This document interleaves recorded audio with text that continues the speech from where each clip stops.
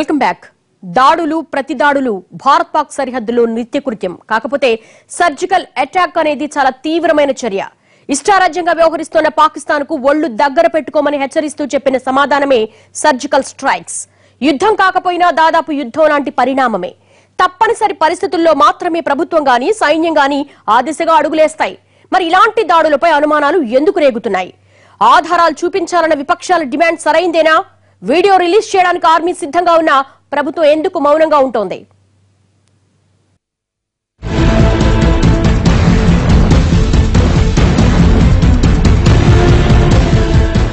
పాక్ ఉగ్రవాద శిబిరాలపై సర్జికల్ దాడులు చేసినట్లు సైన్యం ప్రకటించగానే మోడీని అంతా హీరోగా కీర్తించారు.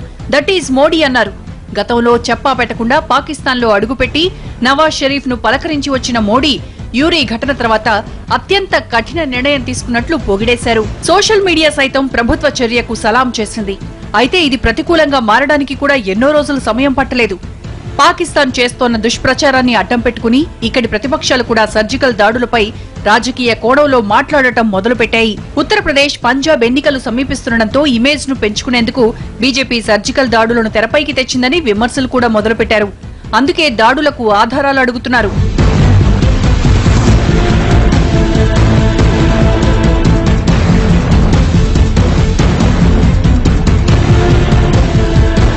సర్జికల్ దాడులకు సంబంధించి ఎన్నో కీలక అంశాలను పరిశీలించాలి.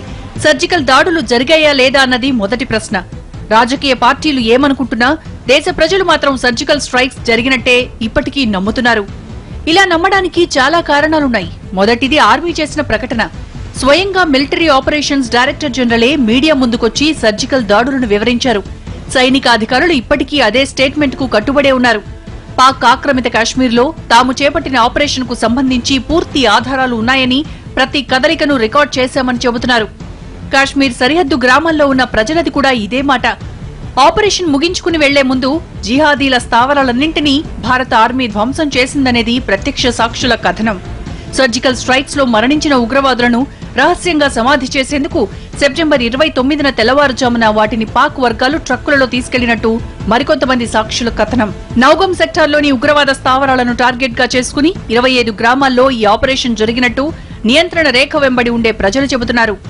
మన ఆక్యుపైడ్ ఏరియాలో మన బార్డర్ ఏరియాని మనం సురక్షిస్తున్నాం కాబట్టి మన బార్డర్ ఏరియాలో తిరుగుతున్న టెర్రరిస్టులు లేక మన పాకిస్తాన్ ఆక్యుపైడ్ కాశ్మీర్ మన బార్డర్కి ఎక్కడన్నా దగ్గర ఉన్నది, అది మన దేశం, అది రక్షించుకునేది మన రెస్పాన్సిబిలిటీ. కాబట్టి దాన్ని వీడియో తీసుకొని ఎవరు పంపరు. 3 last and final point, these are all sensitive areas. ఈ సెన్సిటివ్ ఏరియాస్లో జరిగే ఆపరేషన్స్ కానీ ఈ సెన్సిటివ్ ఏరియాస్ని ఎవరు వీడియో తీసుకొని ప్రపంచానికి చూపించి బాబు ఇది మా సెన్సిటివ్ ఏరియా ఎలా ఉందని ఎవరికి చెప్పించుకోరు. కాబట్టి ఇటువంటి ఏదో ఒక రకమైనటువంటి ప్రాపగాండా జరుగుతుంది. గతంలో బిన్ లాడెన్ ను మట్టుపెట్టినప్పుడు అమెరికా రికార్డు చేసినట్టే సర్జికల్ ఆపరేషన్ ను కూడా చిత్రీకరించినట్లు ప్రభుత్వ వర్గాలు చెబుతున్నాయి. జాతీయ భద్రతా సలహాదారు అజిత్ దోవల్, రక్షణ మంత్రి మనోహర్ పారికర్, ఆర్మీ చీఫ్ దల్బీర్ సింగ్ మొత్తం ఆపరేషన్ ను రియల్ టైంలో ఢిల్లీ నుంచి పర్యవేక్షించినట్టు కూడా వార్తలొచ్చాయి. సర్జికల్ దాడులకు అనుకూలంగా ఎన్ని సాక్ష్యాలు కనబడుతున్నా పాక్ ప్రచారంతో పాటు ఐక్యరాజ్య సమితి అనుమానాలు, అంతర్జాతీయ మీడియా కథనాలు ప్రతిపక్ష నేతలకు ఆయుధాలుగా మారాయి. ఆధారాలు బయటపెట్టకపోతే పాకిస్తాన్ చేస్తోన్న ప్రచారమే నిజమవుతుంది అన్నట్టుగా వీడియో ఫుటేజ్ కోసం డిమాండ్ చేస్తున్నాయి. ఈ రోజున సర్జికల్ దాడులు జరిగినాయి. ఏ political official either defence minister కానీ, మోడీ గారు కానీ, ఇంకొక ప్రసారాల మినిస్టర్ కానీ, ఐఆర్పిఆర్ మినిస్టర్ కానీ ఎవరో చెప్పలేదు. డిఎంజీఓనే వచ్చి బయటకు ప్రకటించింది బల్వీందర్ సింగ్ గారు. అని అంటే అర్థం ఏంటి? ఇది పూర్తిగా ఆర్మీ కనుసన్నల్లో ఆర్మీ తన పని తాను చేసుకుంటూ పోయింది. ఎలాంటి పొలిటికల్ డిస్టర్బెన్సెస్ లేవు దీంట్లో. ఈ విషయాన్ని మాత్రం అందరూ గమనించాల్సినటువంటి అవసరం ఉంది.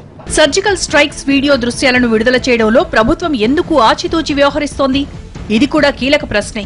సర్జికల్ దాడులు జరిగిన మాట వాస్తవమే, ఇవిగోండి సాక్ష్యాలు అంటూ ప్రభుత్వం ఫుటేజ్ ను విడుదల చేయాల్సిన అవసరం ఉందా లేదా అన్నది కూడా ఆలోచించాలి. సైనిక చర్యలకు సంబంధించి ఆధారాలు చూపడం మంచిది కాదని ప్రభుత్వ వర్గాలు భావిస్తున్నాయి.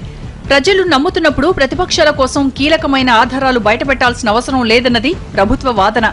సైనిక చర్య గురించి ప్రశ్నించడానికి ప్రతిపక్షాలెవరు అని ఘాటుగా స్పందిస్తున్నారు అధికార పార్టీ నేతలు. మన దేశంలో ప్రతిదానికి ఆర్భాటం, వివాదం, అరుపులు, కేకలు, పడమబులు ఎక్కువనే. మనం ఎదుర్కొంటున్నటువంటి ఉగ్రవాదం అంటే సీమాంతర ఉగ్రవాదం అంటే పాకిస్తాన్ మద్దతుతో ఒక దేశం ప్రత్యక్షంగా పరోక్షంగా మద్దతునిస్తూ మన దేశాన్ని ఇబ్బంది పెడుతున్న ఉగ్రవాదం చాలా తీవ్రమైనటువంటిది. దీన్ని కూడా రాజకీయమయం చేయటం, రాద్ధాంతం చేయటం చాలా పొరపాటు. సర్జికల్ ఆపరేషన్ దృశ్యాలను బయటపెట్టడంపై ఆర్మీకి అభ్యంతరం లేదు. బంతిని ప్రధానమంత్రి కోర్టులోకి నెట్టేశారు సైనికాధికారులు. ప్రభుత్వం గ్రీన్ సిగ్నల్ ఇస్తే వీడియోలు బయటపెడతామంటున్నారు. మరి మోడీ ఎందుకు స్పందించడం లేదు? త్వరలోనే అన్నీ బయటపెడతామన్న రాజ్నాథ్ వ్యాఖ్యల వెనక వేరే అర్థాలున్నాయా? మోడీ మౌనం వెనక మరో వ్యూహం ఉందా?